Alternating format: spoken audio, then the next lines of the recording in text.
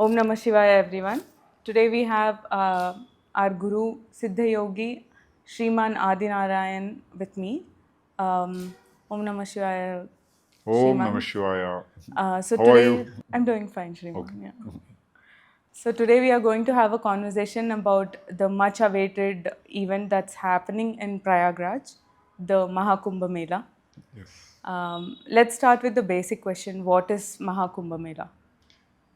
See, that event happening in Prayagraj, the Mahakumbh, is by far the largest gathering of humanity known to mankind. The first of its kind, the only one of its kind that happens. So, nowhere else in the world we have so many people coming together and completely peaceful. Say, in many places, if you are alone, there will be fear. If you are in a crowd, there will be fear.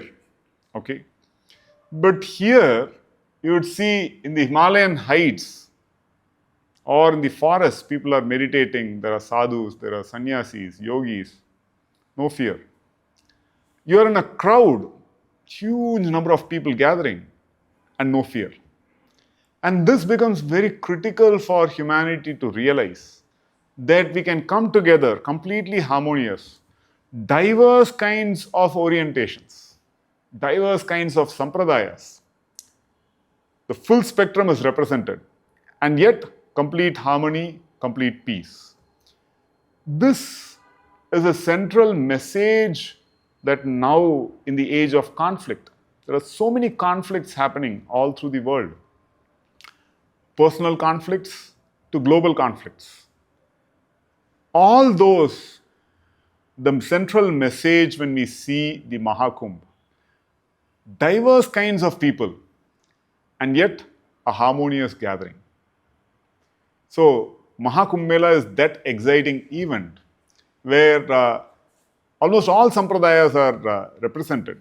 There are sadhus, sannyasis, greatly accomplished beings who otherwise are not accessible, but they are there in the Kumbh. And just being there, it's a divine phenomenon.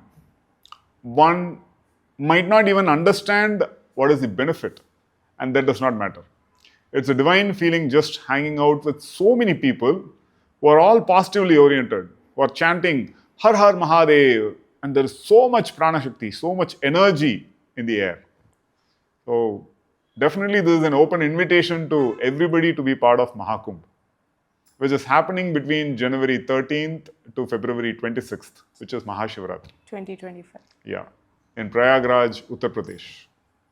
So, what is the significance of this in our culture and in spirituality? Yes. When we say culture or Samskriti, these are best practices which are there in the civilization. So, the civilizational best practices work along the lines of what has worked for a large number of people for a period of time. Those are handed down. Okay. Now, for example, the idea of nutrition or health. Everyone knows it's important to be healthy. That's a principle. But how to remain healthy is a best practice. So that is what a culture provides. The Indian culture or the Bharatiya culture has provided such best practices from the personal level to a collective national or civilizational level. Right? So at a collective level, there are these mass events called the Mahakumbh, the Kumbh Mela, which are like huge gatherings, but they help in collective functioning, harmonious functioning of the entire society. Because each individual of the society sees so much diversity that when they go back into their personal lives, they are okay with diverse thought processes. They're just peaceful. They don't get overwhelmed on seeing diversity, on seeing disagreement in terms of opinions. Acceptance. A huge amount of acceptance happens. And also acceptance of people in their lives, where live and let live. So no love is lost just because you are different from me, right? So that kind of overcoming our limitations at a personal level happens in the Mahakumbh. And also a collective overcoming of limitations again happens in the Mahakumbh, where the devatas are also present. Sadhus, sannyasis, yogis, sants, mahatmas from different sampradayas are present. And common people are also present. And everyone is there for the larger reason of religious and spiritual well-being. That's a very unique thing. Now people can get together for partying, for what is called kama bhoga. People can get together for artha. Artha means, for gaining wealth. But here is an event where people get together for dharma and moksha, where explicitly everyone is coming there for the benefit of dharma and moksha, which is called paramartha. This is the greatest wealth that can be acquired, right? So when that is the kind of orientation, then people are willing to look beyond their regular constraints, regular preferences, regular conditioned approaches to life. Okay to accept the things the way they are. So what exactly happens at Mahakumbh Mela? So the Maha Kumbh Mela, especially in Prayagraj, see the origin of the Kumbh Mela in the Puranas, the way it's described is phenomenal. Because the Puranas are beyond the normal constraint of linear time. When we say a normal history, we are considering linear time in terms of past, present, and future. So what is the value that it adds to the individual? That value will be, say, a few things. Or the value that our Puranas add is in terms of illustrating principles of right living. So dharma, artha, kama, moksha. What are the principles by which we need to lead life? That's why the Puranas are also considered Sanatana, because you can, anybody across space and time can experience the benefits of it because they illustrate these principles. So that way, every individual at whatever stage of life they are in, they can derive value out of these. So in the Puranas, there is a beautiful description of how Amrita, the Devamrita, fell in 4 different places. Ujjain, Nashik, Haridwar, and Prayagraj. So once in 12 years, when Jupiter comes into certain positions, Kumbh Mela is celebrated, that is Mahakumbh Mela is celebrated in these locations, each at one position of Jupiter. Prayagraj, the position of the Jupiter, is in Vrishabha Rashi, or Taurus. That is when Mahakumbh Mela is celebrated in Prayagraj. So it is related to the Jovian year, and the significance of this celebration in Prayagraj is that this combination happens once in 144 years. Okay. So these are tied with cosmic vibrations or cosmic energies which are available. If we look at it, we spend a brief amount of time in Bhuloka, on Earth. We don't know where we are coming from. We don't know where we are going to. Yeah. But it's clear it's like a transit period. It's a temporary time frame that we spend here, and we want to gain the most of it. We want to make the most of it, and that means max experience. We would come here for meaningful experiences, right, and meaningful expressions which give us satisfaction. And for that, if we look at it, we need support of various energies that are available. When we take up this human form for the reasons of participating with whatever is happening, right, to gain experiences as well. So there, appropriate energies become very, very important. And these are linked to cosmic cycles. Obviously, if we are visiting and exiting, there has to be some deeper logic to it. Now, that logic might not be visible to us. Similarly, the logic that cosmic energies do interact with human life here, affect our activities, might not be visible. But these do have an impact. And that's where what is important for achieving maximum in life in terms of gaining good experience and gaining to satisfaction, where you feel at the end of the day, yes, I've done my best, I'm happy, I'm satisfied. Because that is the critical thing. Otherwise, we do so many things. We might be doing everything and still not being satisfied. So when we look at satisfaction, it's to do with the mind, the state of mind. And the state of mind is impacted by such cosmic events or energies. These have an impact. And to maximize the beneficial impact on our chitta, on our mind, on our state of mind, such a gathering at such auspicious times becomes so very important. And to make us open to receiving these energies, generally during the Mahakumbh, there would be different pravachanas. Pravachana means different kinds of renderings of Puranas, of different knowledge systems, spiritual systems, so many things, religious systems, there'll be renderings where people can soak in those deep knowledge systems which awaken the mind, awaken us to knowledge, awaken us, give us a different perspective of life. Many of us might be suffering our own conditioned perspectives.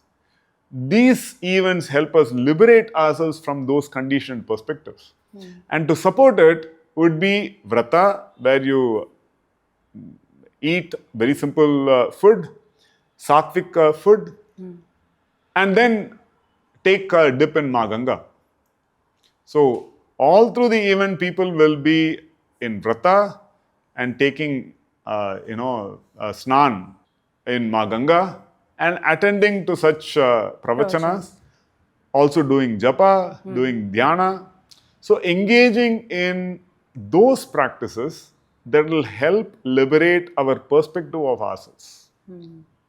What is the significance in taking a bath at a snan at a particular time? So Kumbh Mela is starting on the January of 13th January, and the first snan date is on that particular date, and there are different dates for in the coming month.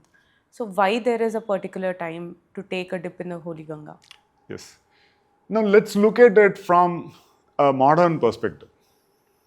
How do you ensure that everyone stays healthy, for example? No. If we look at from an individual perspective, we can, say, okay, I need to do this, I need to do that, I need to do this. There is flexibility in terms of, the timing of when you do what you do. But let's look at it from a larger scale. If maximum number of people need to get benefited from something, then you need to encode it with respect to space and time. Okay? When this happens, you do this. And that will ensure maximum benefit for so many people. For example, vaccination. All of you, at this time, the vaccination is there, and hence, please get vaccinated. Now, that statement reveals a mass event, where it's a drive, vaccination drive, where the intent is mass benefit. Everyone should get benefited. And for that, okay, this is the time, please be available for this. And hence, everyone gets benefited. So there is the individualistic approach, there is the mass approach. When we take the Mahakumbh, it is like a mass, where everyone can get benefited at that time, where it's encoded that these cosmic energies are available. How do you make sure everyone gets benefited? And what are the simple protocols by which everyone will get benefited? It works like that. So that's why one of the key things is vrata and snan. Those snans done at specific dates those have max impact. But all through the period, it has a deep impact. That did answer my question. I did have it in my mind. Yeah. Will the other times not work for everyone? Exactly. So whenever it's possible, and that time you are open with a snan, and when you have minimal food in your system, you are open to receiving these deep energies, which are highly transformative in nature. That is the nature of spiritual experience. That's the nature of religious experience. When we say Sanatana Dharma, Hindu religion, the religion is to enable realization of spiritual principles. For example, love is God. In the Siddha tradition, there is a statement, Anbe Shivam. That means love is God. Now that's a principle. How would you help people experience it? Now that becomes a practical philosophy, right? And how would you make a whole population experience this philosophical principle? And that's where processes like Mahakumbh at a societal level, at a mass level, come into the fore. Because this will help people realize such a deep principle, love is God, in their personal lives. And that's a great realization. It's not very easy to realize, Not right? at all. So, It's like shattering whatever you have and exactly. See, for example, even simple things like food. Now, many people approach food as entertainment. During this entire Kumbh, nobody in that entire city will be consuming non-vegetarian food. yes. That is phenomenal. Because now many people, approach it in terms of, hey, it's my freedom, right? Okay, it's your freedom, but everyone looks at food now primarily as a source of entertainment, Absolutely. right? Yeah. So when you look at it as entertainment, how would you approach it? Whenever you have any free time, you'll want to entertain Entertain. yourselves. Yeah. Okay? There is food as an entertainment.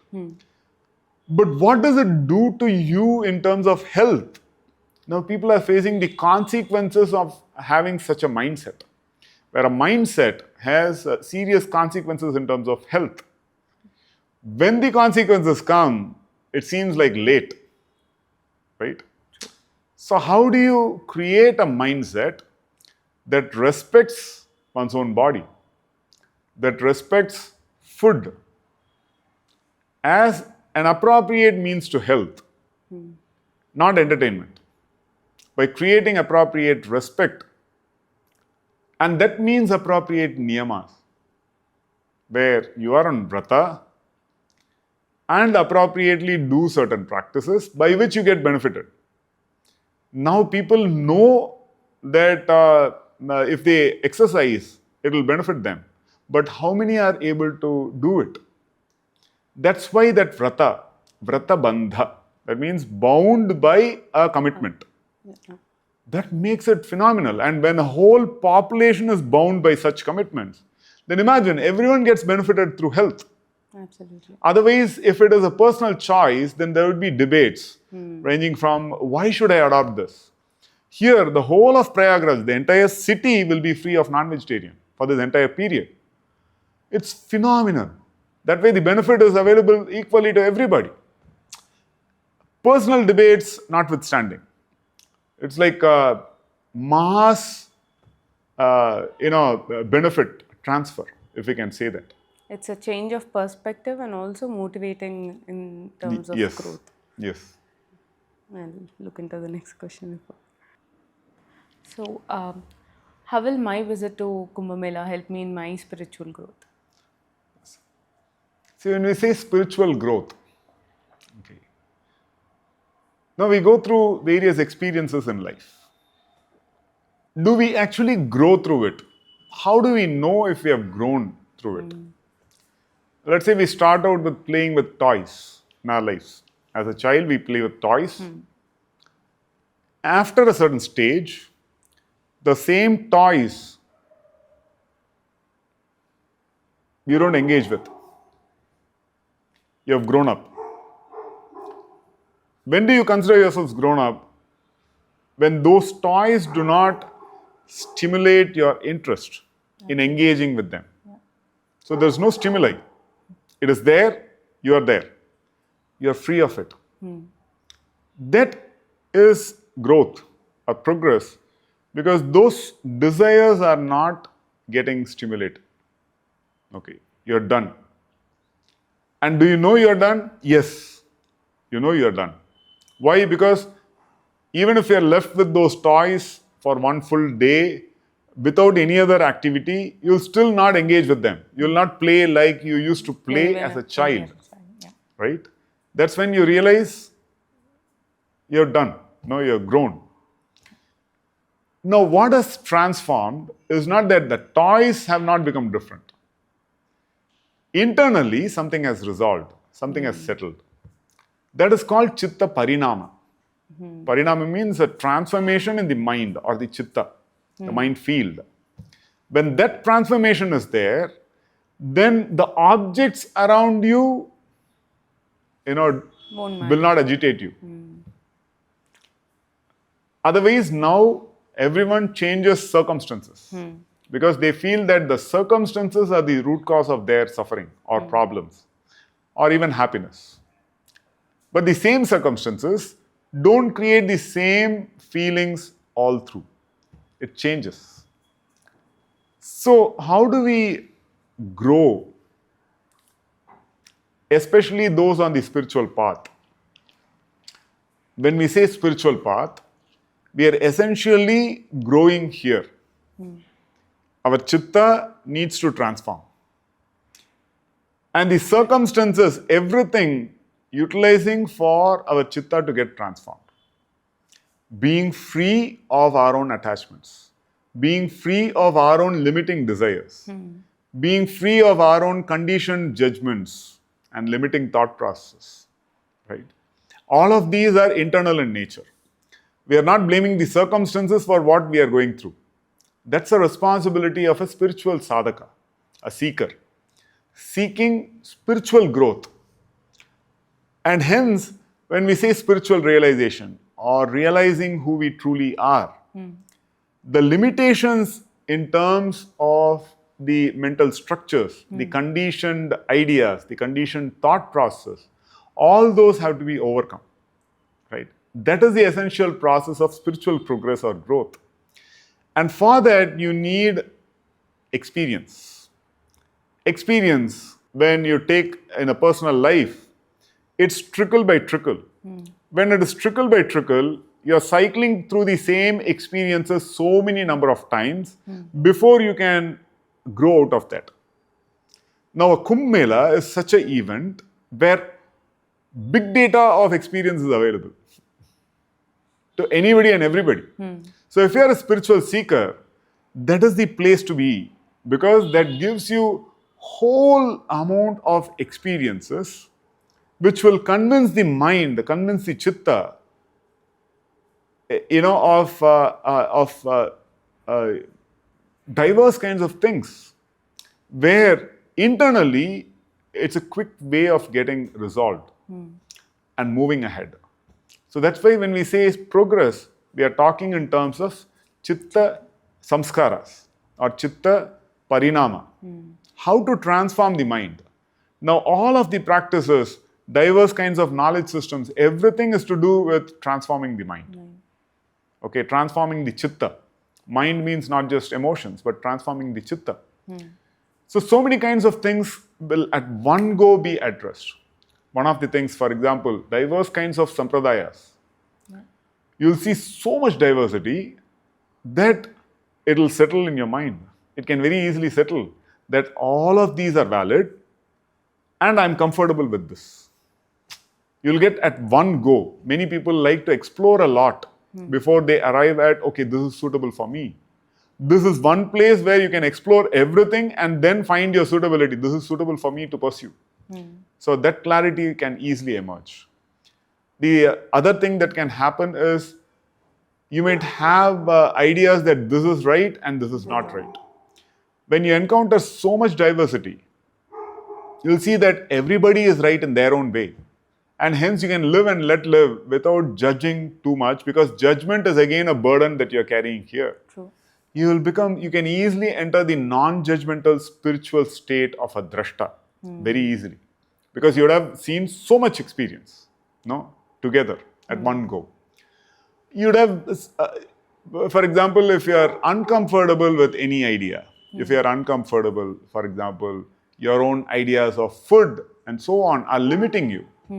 You come there, you see all kinds of, diverse kinds of approaches that will help you settle down very quickly, where you get out of your conditioned ideas. If you don't like, for a South Indian, if you don't like roti dal, and only roti dal is available, then you come to a settlement. Okay, that's called prasada buddhi. Whatever God or the Guru offers, accepting it As a prasadam.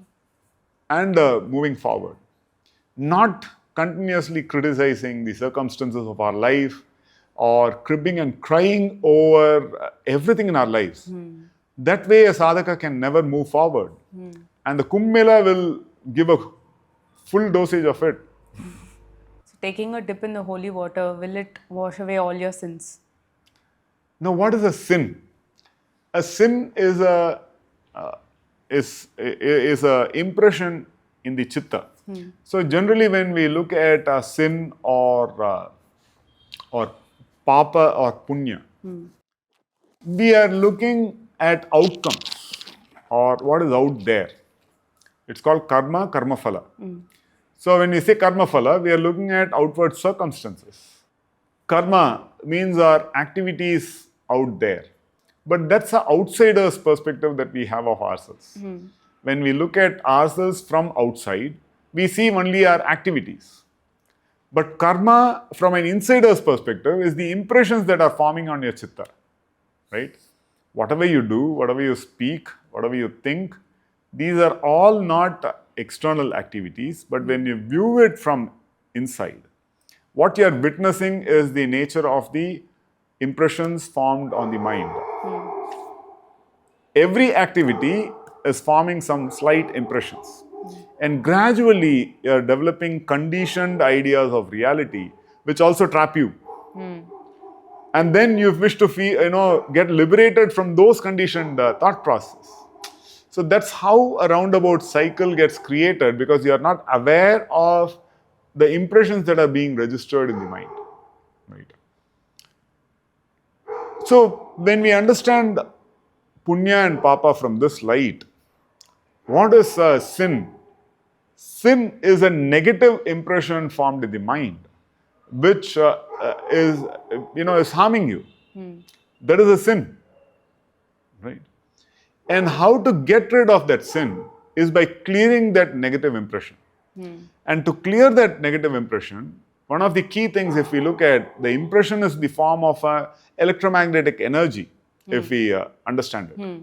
Now, taking a dip in Maa Ganga, at these cosmic periods, you have the best energies, and water helps you absorb those energies.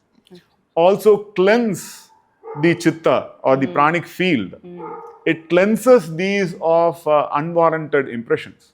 It gives you an open condition. And simultaneously, you are interacting with so many sadhus, having so many satsanga, which are creating positive impressions. So you are acquiring a lot of punya, clearing away your papa or negative impressions, all simultaneously happening. This is not linear, all simultaneously happening, by which the sum result of it is a lot of punya at one go, right? Yeah. So punya and papa looked at in terms of internal impressions rather than outcomes. So what you have said are the best practices that our ancestors had. They used to travel long distances, giving that space to clear the chitta, being in the satsanga, clearing the chitta again, getting into the water, taking all the cosmic energy, clearing the chitta, and gaining that punya. Yes. So the whole thing is designed for that one best practice to, clear our chitta. See, for most of us, we feel constrained, living in the same circumstances of our life, gradually we feel suffocated. We feel it's important to get out, to have a break or a vacation or this. But again and again, we keep coming back to the same kinds of circumstances. But the circumstances outward only reinforce those conditionings that we have within us. Yeah. Right? How to break free of those conditionings become the central idea. It is not shifting the circumstances. The circumstances are just okay. It's just like you play with the toys. Yeah, once you have matured, then the same toys will not create any issues, or create anything. So likewise, the circumstances are not at fault. So how do we deal with our conditioned impressions? That's why a travel to a Kumbh Mela becomes very, very important for those who wish to grow out of their conditioned mindsets, which are trapping them into the current state of experience. If you are seeing in your life cycles and you are feeling caught up in those cycles, then Kumbh Mela is a great event to be liberated from those cycles. And ultimately, in a deeper sense, the idea of mukti or moksha, where you feel liberated from the cycle of birth and death, punarapi jananam, punarapi maranam. Yet again you are born, yet again you die. Even from that cycle, these kinds, the Kumbh Mela will help one liberate from that. Will we experience any mystic experiences while in Kumbh Mela? It is very much possible. There will be so many mystics and saints, so many great Mahapurushas, which otherwise we might not have an opportunity to even know or interact with. It's very difficult to recognize a Mahapurusha because everyone will appear simple, let's say. Absolutely. How do you recognize? The recognition could be in the form of mystical experiences. In someone's presence, you have a mystical experience. That's a sign of a recognition. Like that, it's very much possible. For example, in a dream, you could have some experiences. So many ways are there. So definitely a huge possibility for such experiences to happen, especially if you are open to these. So we, as you have mentioned earlier, we might encounter a lot of sadhus and siddhas in Kumbh Mela. That might create a curiosity or even a fear in us. So how do we approach if such a thing happens to us? If there is curiosity, pursue it. That's nice.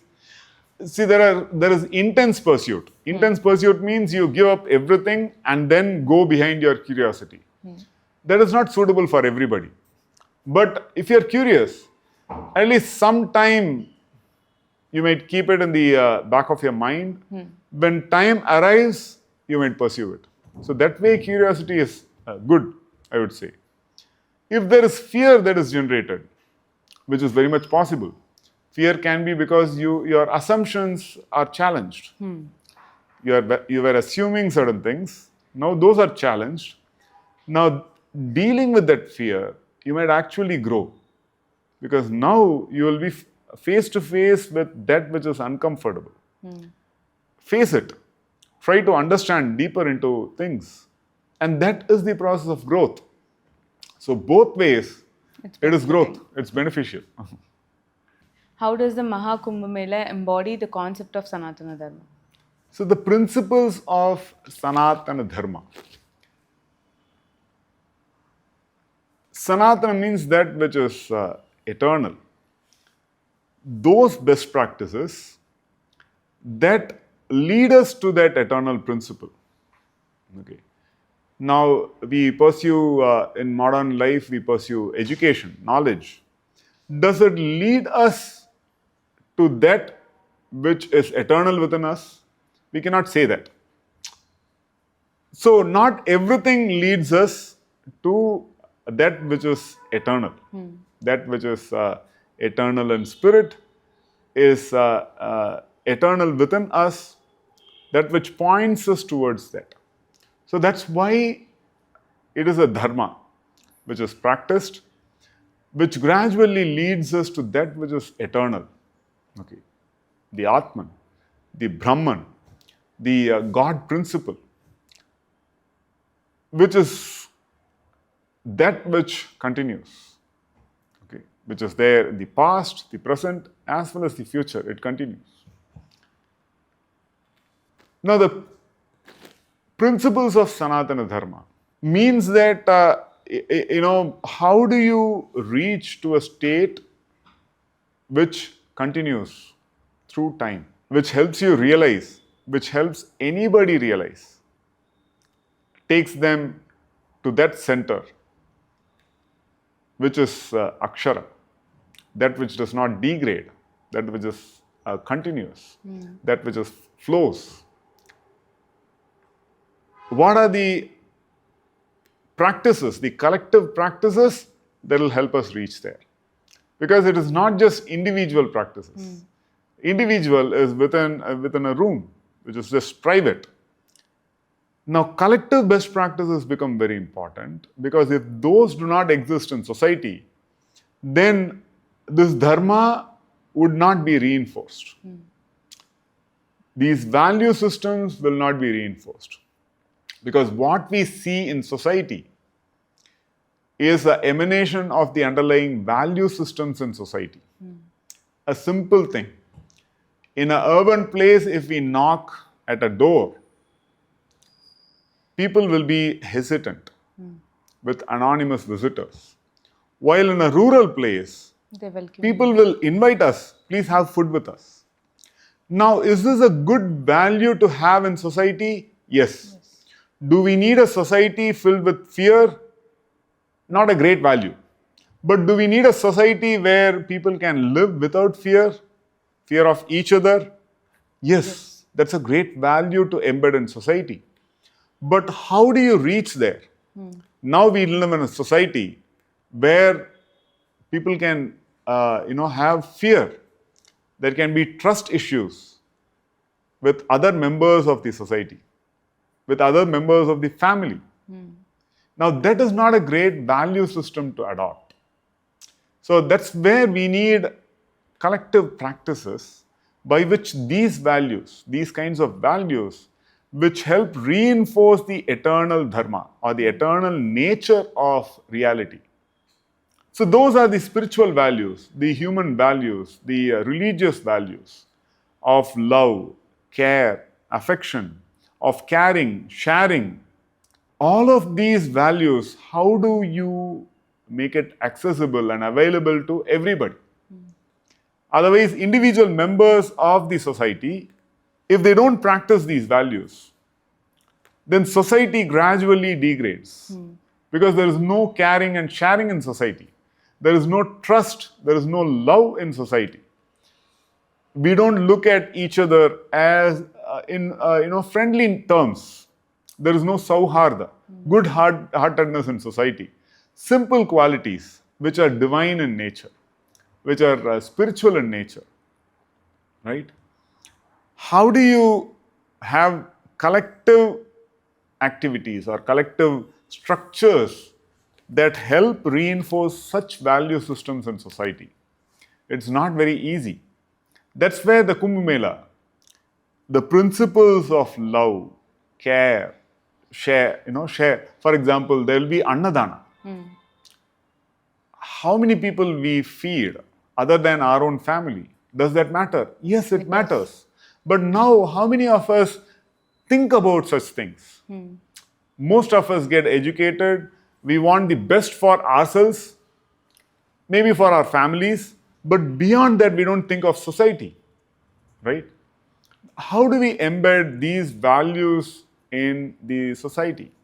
And that's where Annadana is a great way to embed these values personally and collectively. There will be free dana of knowledge. Now, access to knowledge itself is highly restricted by the money that you have. Here, there will be free knowledge available, all kinds of knowledge, all kinds of people. So that way, there is a free sharing, caring, responsible for each other, not just for ourselves. So a selflessness that is cultivated in society, which each individual takes home. And hence the Sanatana Dharma is reinforced. And these all values matter. These values lead us to God realization. Without these values, one cannot transcend the boundaries of pain, the boundaries of mistrust, the boundaries of threat, the boundaries of just self protection, where there is free love, care, friendship, goodwill, good heartedness, and yet detachment. All of these are spiritual values that need to be reinforced in society. And that's how the Kumbh Mela becomes very important reinforcer of the principles of Sanatana Dharma. Because we see it reflected in the actions, explicit actions of everybody. Everyone comes there for dharma and moksha. So that way, reinforcing these value systems in society, and they take it home with them. And hence, the whole society benefits through Kumbh Mela. So, we have seen the principles of Sanatana Dharma and how they get reinforced by the Kumbh Mela. And hence, participating in the Kumbh is a powerful process. It's a great process of imbibing these values into ourselves, into our families, into our larger extended ecosystem of friends and family. And these become very important for stable families, stable friendship, where there is love, care, affection amongst everybody that get reinfused by participating in the Kumbh Mela. And these are opportunities. Otherwise, we don't get such opportunities. So, we welcome you all to the Kumbh. This is a great possibility. And as part of the Anadi Foundation ashram, we have an open invitation for you to come and stay there. We have simple, boarding and lodging facilities, and you can, you can participate in the Annadanam. You can participate in the Vidyadhanam through our IKS stalls, the Indian knowledge systems, spreading the knowledge of our rishis to everybody. And you can participate through, large-hearted donations, through actually physically participating in it, during volunteering for it during the Kumbh, and also by spreading the word. May everyone get benefited through such things. Yam petra inbam perugai vayyagam is the message of the Siddha, where the benefit that we have received, the pleasure and the benefit, may it spread everywhere, benefiting everybody. So be a part of the Mahakumbh. It's a great opportunity. You're welcome to the Anadi Foundation space in Sector 7. So please do visit our website anadi.org for further events, and you can also find our donation page where you can donate for the Mahakumbh, which is happening in Prayagraj in 2025. See you there. Om Namah Shivaya. Om Namah Shivaya.